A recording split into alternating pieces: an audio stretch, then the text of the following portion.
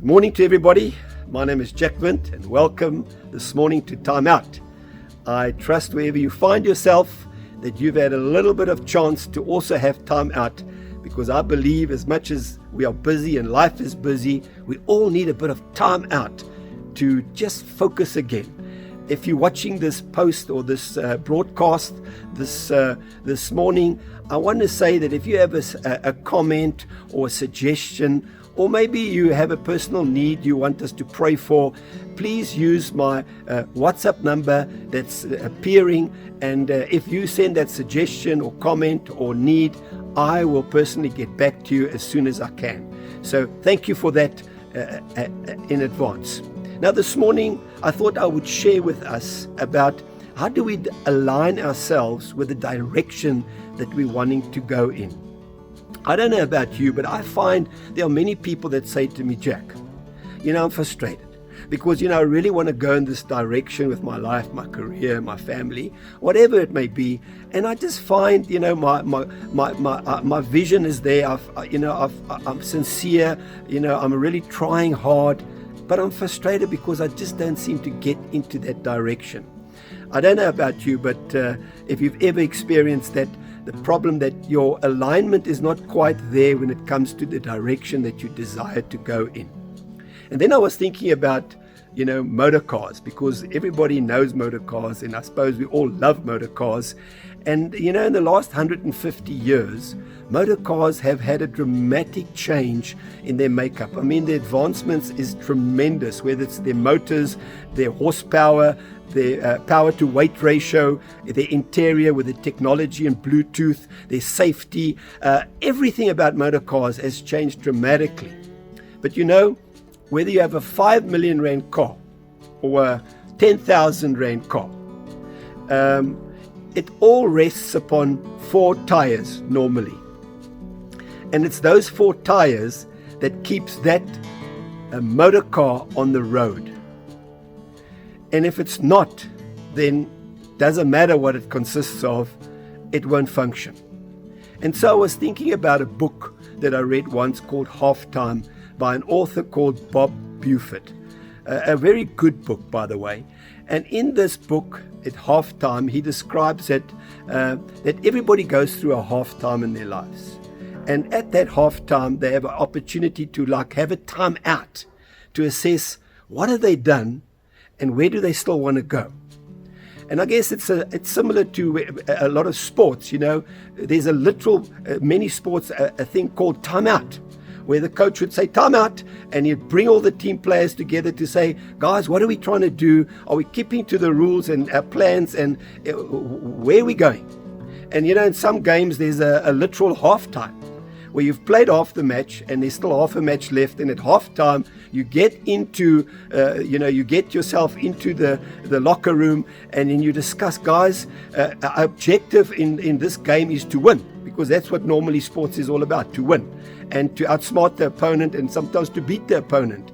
And if at halftime you haven't achieved that, you can then have time out to say, guys, if we're wanting the outcome to change, we're going to have to change the way we're doing things. So halftime is a great opportunity to have time out in our lives.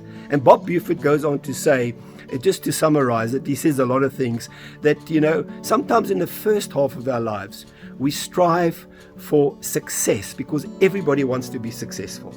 And then then we have halftime, and then we think about it, and then we start striving for significance. They're 2 different things, success and significance. Now, I guess success would be about what I want to do for myself, if I could summarize it.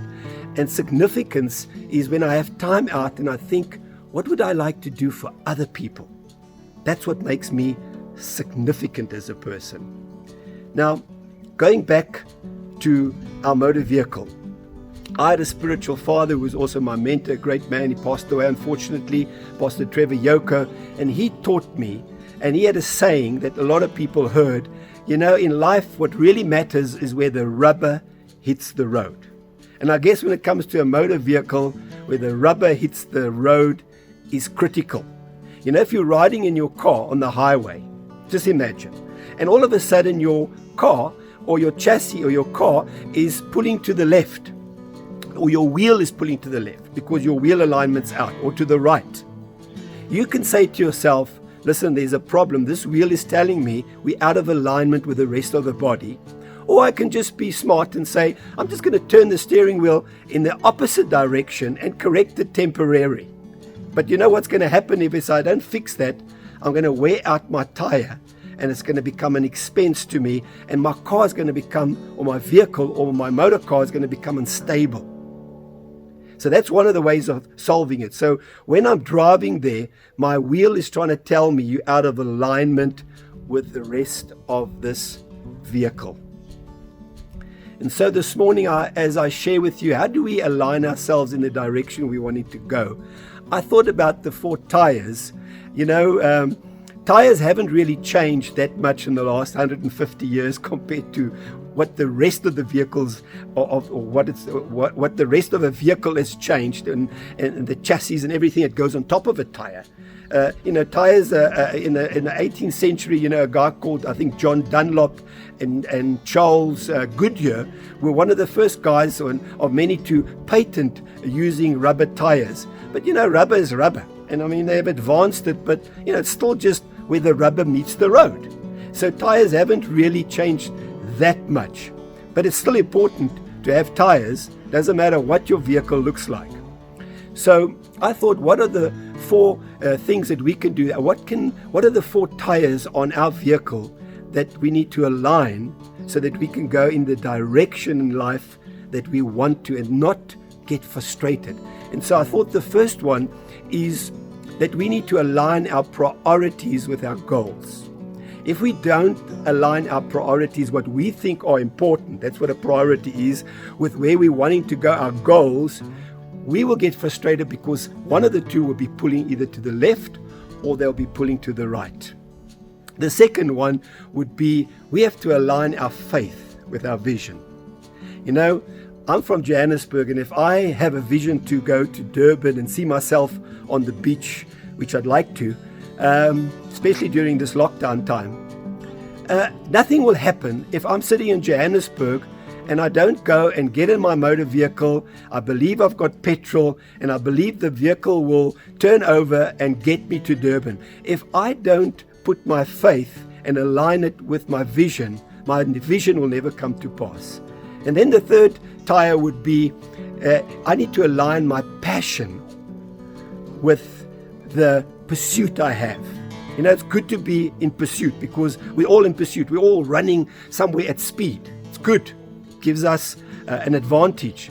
But that if your passion isn't aligned with your pursuit, you're going to eventually not enjoy what you're pursuing. So you have to make sure you align your passions with your pursuit.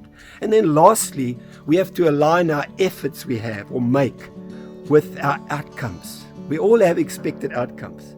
I don't know if you've heard the saying, junk in, junk out, garbage in, garbage out.